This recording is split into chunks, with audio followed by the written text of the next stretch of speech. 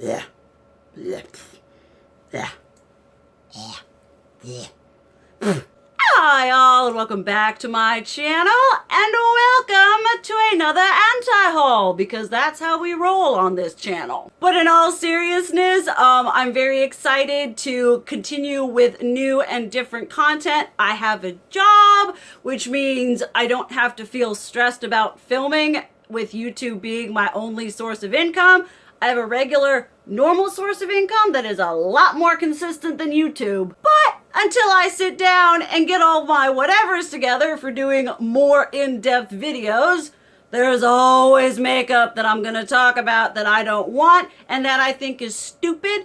And there are so many things on this list this time around that I think are, it's not even like, oh, no, it's dumb. I hate it. It's dumb. But as always, if I talk about something that you absolutely love, if I talk about something that you plan on buying, then that is absolutely fan-tucking-fastic.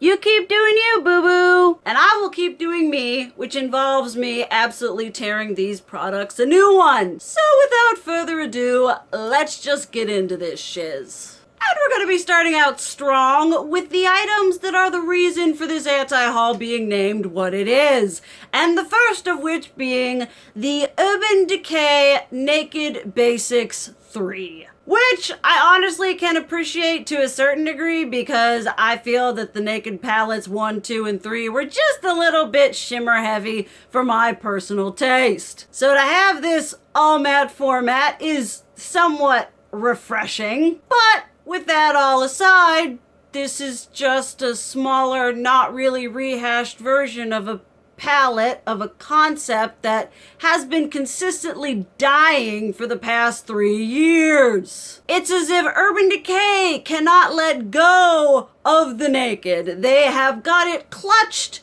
to their souls, and they are going to go down with that ship. Is this small little mini palette really what they thought was gonna bring their brand up back to the forefront of cutting edge makeup theory?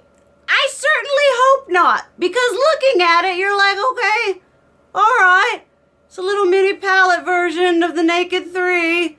I got rid of my Naked 3. And I definitely know I have a plethora of rosy mattes. This is a palette that honestly cancels itself out within the market. And then on second, we've got going on in here, riding straight into the throwback theme, is those Bobbi Brown 3-pan face palettes. Now I understand Bobbi Brown is not a brand that is, I am not their target demographic. I understand this. But with that being said, I look at these and I'm like, ah, yes, the blush, bronzer, highlighter trio palettes of days gone by. Does anyone still really use these? I mean, I understand. I'm gonna get someone down in the comments that's gonna tell me, well, people use these for traveling and you have no idea what you're talking about because you're stupid and uncultured and you don't travel. I mean, I don't travel not because I'm uncultured. I'm occasionally stupid, but I don't travel because I'm poor, and COVID because I'm responsible. But I mean, I saw this and it just literally just flashed in my head. I was like, is it 2013 again?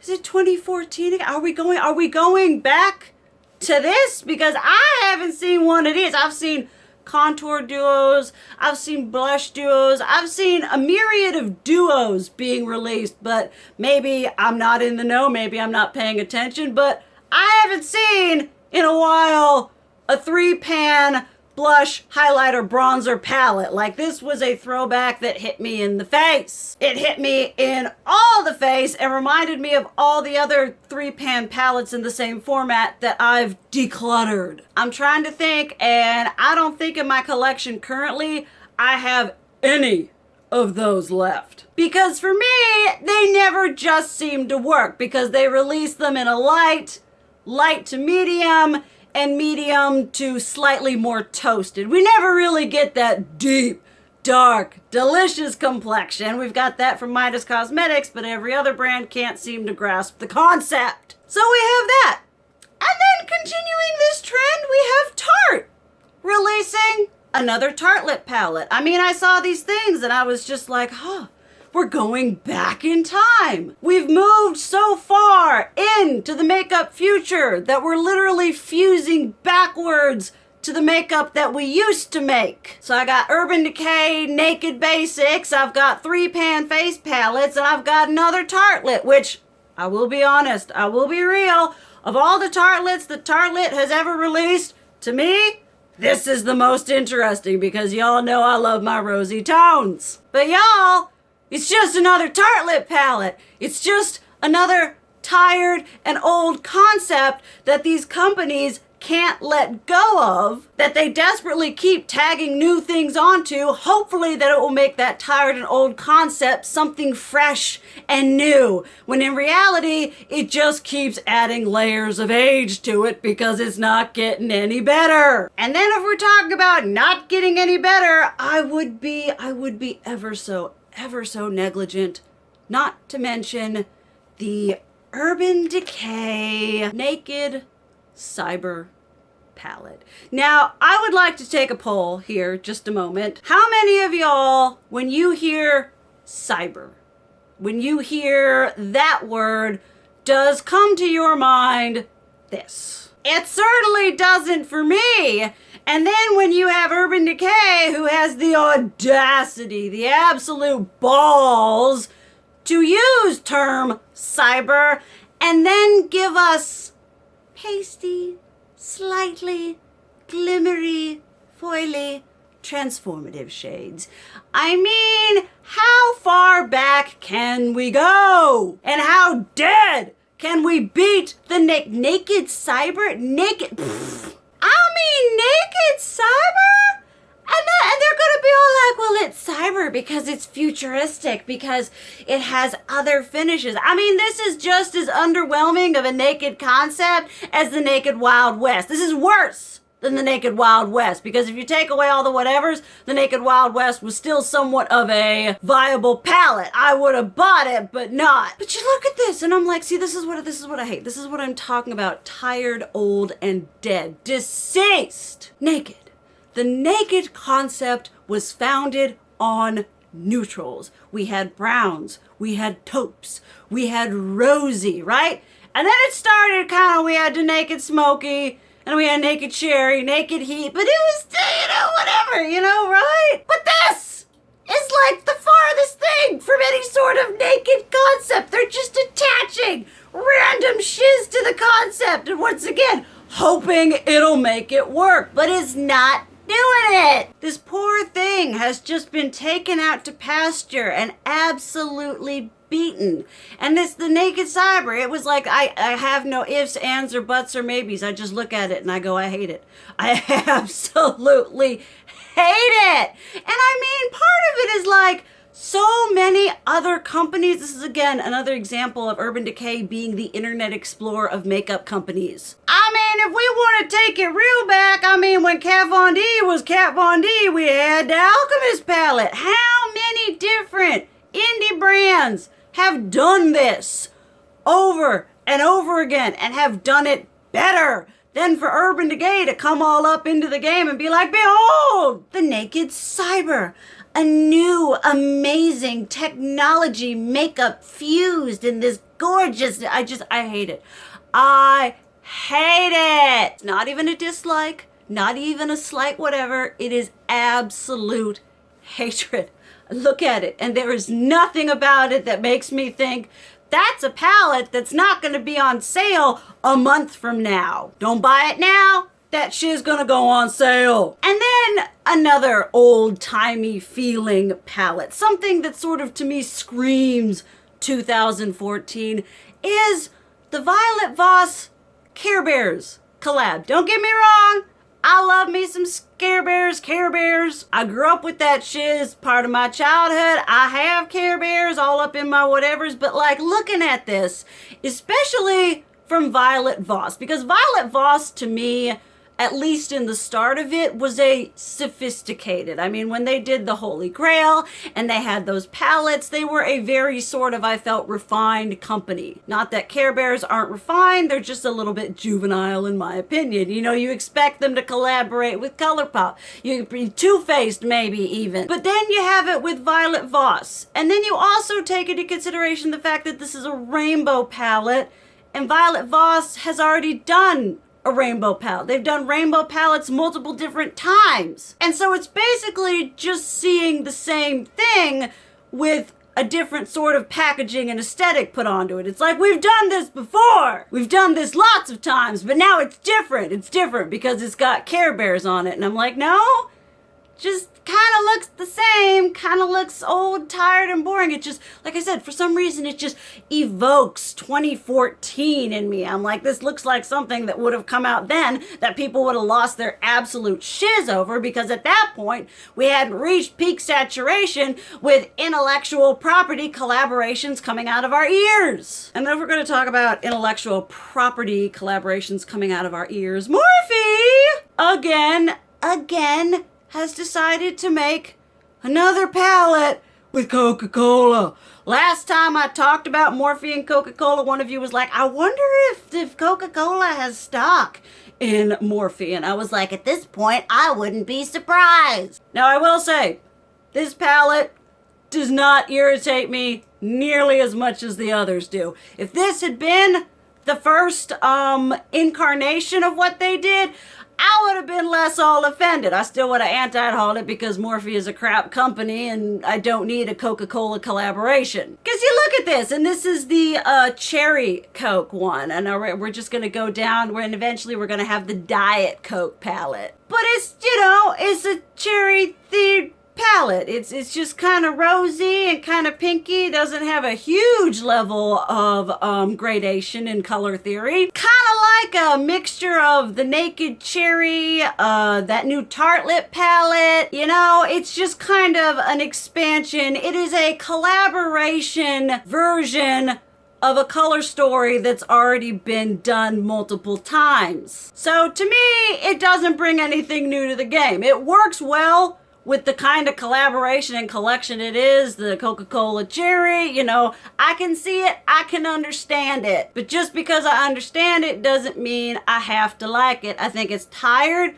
That color story, like I said, has been done. I think Morphe is also a company that's starting to run out of tricks. And so they're like, we gotta get all the intellectual whatevers that we can, all of the collaborations that we can, because we've used every single shade up in our warehouse, creating our 35-pan palettes, and we're out of stuff. All right, I've been a little bit heavy. Let's talk about something that I don't absolutely despise, and that I kind of slightly want, and haven't decided if, now that I have a little bit of money because I have a job, if I'm gonna buy it. But that is the ColourPop X Tinkerbell collection, and y'all know why I would potentially want to buy this, because it has, I believe, three, maybe four, but probably three green shades in it. It's like a green palette with it's like green and rosy, which it kind of works together. I don't look at it and think, that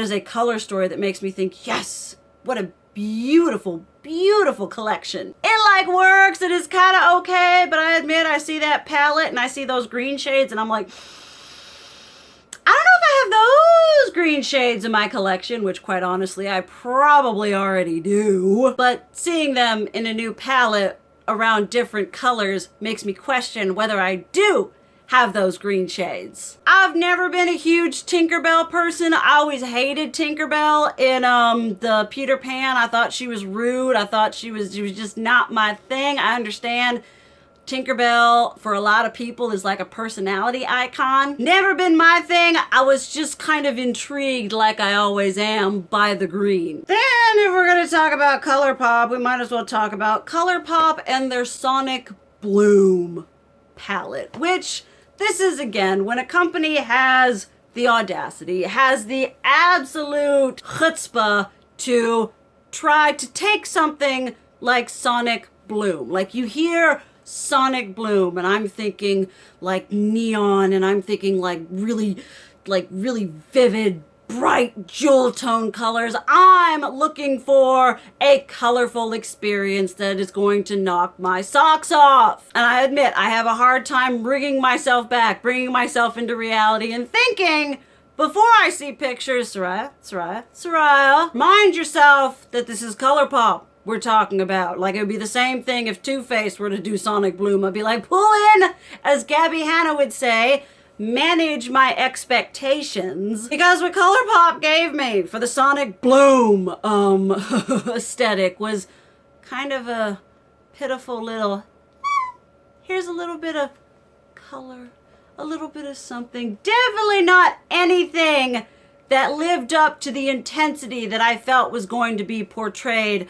by this name that they chose. I admit, I don't have a degree in color theory or any of that kind of stuff, but boy, would I love if ColourPop were to come knocking on my door and say, hey, would you like to design a palette for us that actually goes into coordination with the theme that we've got? Boy, give me Sonic Bloom! Because I will admit that this was kind of a personal letdown. You know, it's not like they were hyping it up. It's not like the neon, the little 5-pan neon things where they're like, neon lasers, pew, pew, pew, and it was neutrals with a single neon eyeshadow. You know, this letdown was more kind of, you know, my own expectations coming down. I was thinking dark, rich, and, you know, glorious, dark, rich, and deep, but I got pathetic, and I got pitiful, and I got just a far cry. It was just another, just thrown together, get some colors, put a little bit of something in it, and call it Sonic Bloom. I mean, with ColourPop, I haven't filmed yet, but I am going to be filming probably tomorrow in my series of palettes I would buy from said company. And I'm going to be doing ColourPop, and I know that the ColourPop video is going to be really freaking ranty. I'm going to get so heated, it may have to be put into 2 parts, because ColourPop has simply become a company that does this. They take a bunch of colors, they throw them together, they make a palette, and they're like, look, we've done something amazing. When really, it's just the same method they've used to make their last 30 palettes that have been released within 2 weeks. They create too much, and what they do create isn't outstanding. It's repetitive, it's watered down. None of it has the same staying power like that first palette they did, or when they actually take the time to make good curated thematic palettes, other than just doing every intellectual collab they can think of, or just creating just like every other week you turn your head, I say the same thing. Here's another ColourPop collection. Here's another ColourPop collection. I'm only talking about these 2 things because if I talked about all the ColourPop shiz that's been released since my last anti-haul, it would just be a ColourPop anti-haul. Always say, do not get me wrong, I have ColourPop palettes that are my end-all be-all. I use the friggity frackin' the Child palette for my eyes today. Love that shiz. That was actually a nicely thought out, cohesive color story palette. They just did the palette. It was great. It was wonderful. One and done. And it wasn't them taking the idea of Sonic Bloom and then not giving me any bloom. No bloom. Definitely no Sonic. It was just kind of like, once again, this palette, when you open it, makes the wah, wah, wah sound. It's sad because it's not the palette's fault. No, it's the fault of the stupid color creators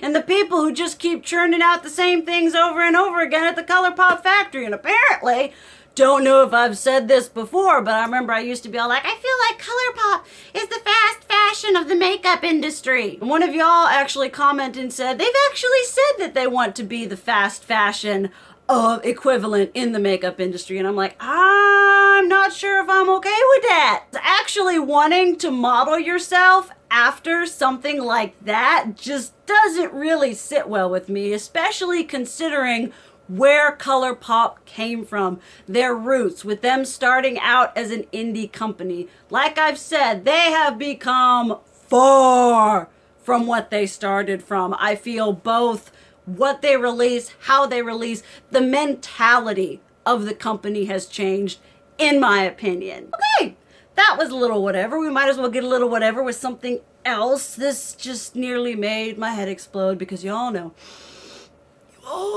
how I feel about this shiz. And that was as I was scrolling through Trend Mood, literally getting updates for me to film this video, and I see from Too Faced! Gonna date myself with when this video comes out, but it is September 3rd! I don't know when the thing came out, but I found it on September 3rd, and we have a sneak peek to holiday. Y'all, I've been going to every Walgreens within creation waiting for them to drop spooky shiz, and Walgreens ain't even dropped spooky shiz, and Too Faced is teasing holiday eyeshadow palettes. I am not okay with this. A single leaf has not hit the ground. It's still 80 degrees outside, and I'm getting teases for holiday release. And not only am I getting teases for holiday release, it's a cinnamon swirl palette that looks like a rehashed version of all the other. It looks like it's got the gingerbread and the gingerbread spice, extra spicy, and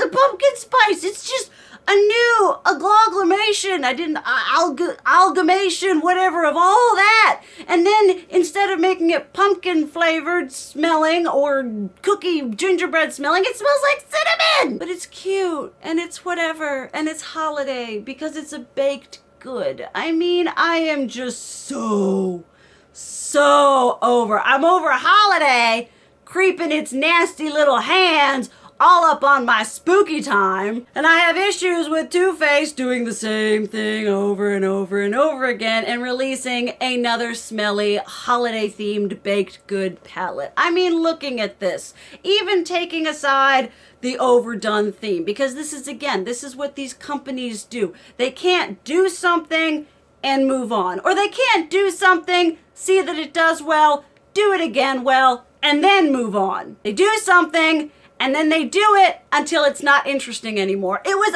okay once or twice. Yeah, sure, it was done well. But then after you get past that once or twice, it's just tired and old. There's only so much you can do with a theme. And so with that all, you look at the colors. I'm like, all right, cinnamon swirl. Okay, all right, we got browns.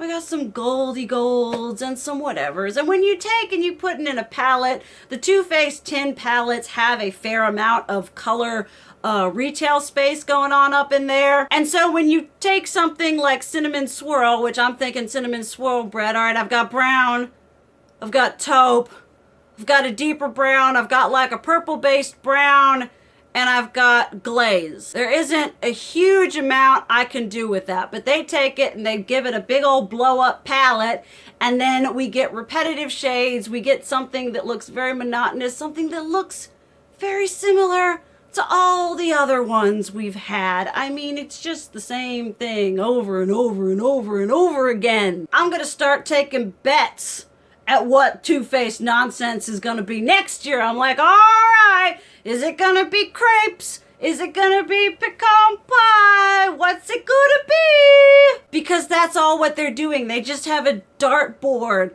of like baked goods and they're like, all right, let's see what's it gonna be today. And they can't create anything that goes beyond that. I mean, I have so much going into me being all whatever about this palette. You got the fact that it's holiday teasing already. I don't care. I'm so tired of being shilled to. I am so tired of chasing consumerism. I don't like holiday because it's shill time. I don't like the fact that they've taken Halloween and spooky time and turned that into absolute shill time. I just want to like the things that I like, be chill about it, sit back and enjoy them. Not have to worry about what holiday palette I'm gonna buy in September. Okay, then we've got a couple ones that aren't anywhere near as offensive. They're just sort of, I don't need it. I don't see them as very interesting. These are older releases. This is the Lime Crime Wet Cherry palettes, which I think one was all matte and one was all shimmer. Like, I understand the concept. I like small cohesive palettes. I like palettes that are like 9 to 10 colors. That's what I like working with. And so when you get into like just the 5 shades, maybe I just suck at makeup. Maybe I just don't know what I'm doing. But it goes out of my realm of how much I like to work with. So 5-pan palettes don't really do it for me. It's like, I don't hate it, but I don't like it either. I really wish, I mean, like I say with all these companies, but I really wish that Lime Crime would do, I don't know, something that was more, something that didn't feel like sort of an in-the-moment product that in a couple of months is going to be on sale or discontinued. I feel like Lime Crime has a fair amount of turnover, not as many releases as ColourPop, but they have a lot of turnover in products because they release these product lines that then don't do very well. I remember their Diamond Crushers, those liquid eyeshadow singles. They did weird colored like body highlighters that, you know, inevitably we see all of that show up at Marshall's, at TJ Maxx, and all of that. So looking at this, it's not really the product in of itself. It's more like what it could be, what we possibly could have seen, because they have products that I really enjoy. The Lime Crime Venus XL, one of my favorite rosy red tone palettes. But then when you look at something like this, that's just this like, oh, look at this pop of colors. And also the fact that they're 2 separate small palettes, like maybe if they'd put them together or made a slightly larger palette and done more in color theory, it would have been more interesting and more intriguing. But it just kind of looks like a quick shot of Claire's makeup. That's the vibe that I'm getting. And then we might as well end on a non-makeup related item. I must admit, when I saw this, I was like, how? What? Who? I had no idea who decided this was a good idea or thought this was even a marketable idea. And that is the Too Faced Better Than Sex perfume. Okay? I mean, alright. We do the Better Than Sex mascara. Alright, that's been a thing. That's been their thing. They've done a couple different versions, but then I'm like, that's mascara.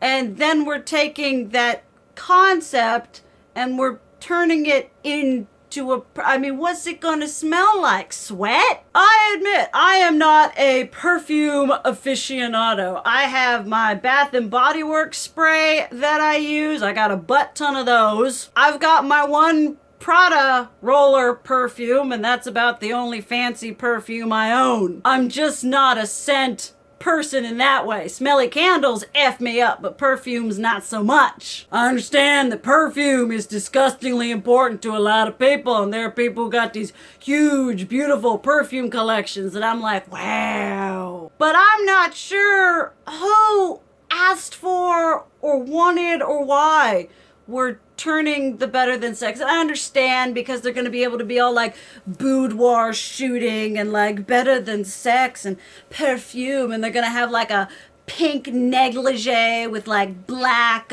lacy detailing, you know, like the aesthetic is there. The sort of like marketing in that sense is very there. It's very established, but marketing it as a scent, I'm just like, you know, like I see, like I understand, especially when it comes to perfumes. Sex sells. Perfumes are like this thing that unleashes all of your inner sensuality and you become this unbridled siren. But I would rather become an unbridled siren with something that isn't based off of a mascara. And like I said, I know it's going to be more the Better Than Sex theme, more than it is the mascara, obviously. I just have a hard time connecting the dots, making it all work in my brain.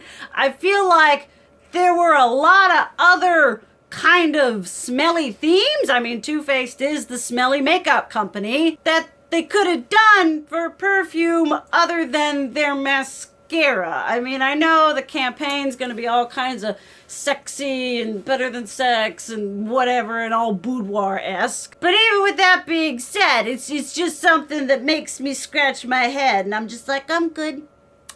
I am so good. I do not need a Too Faced perfume based off of their best-selling mascara. I'm good. But that is all we have for today, folks. We are here to have differing opinions and thoughts. It's all good and all everything. My phone is about to run out. Thank you guys so much for watching. I love you. And as always, keep it real. Mwah!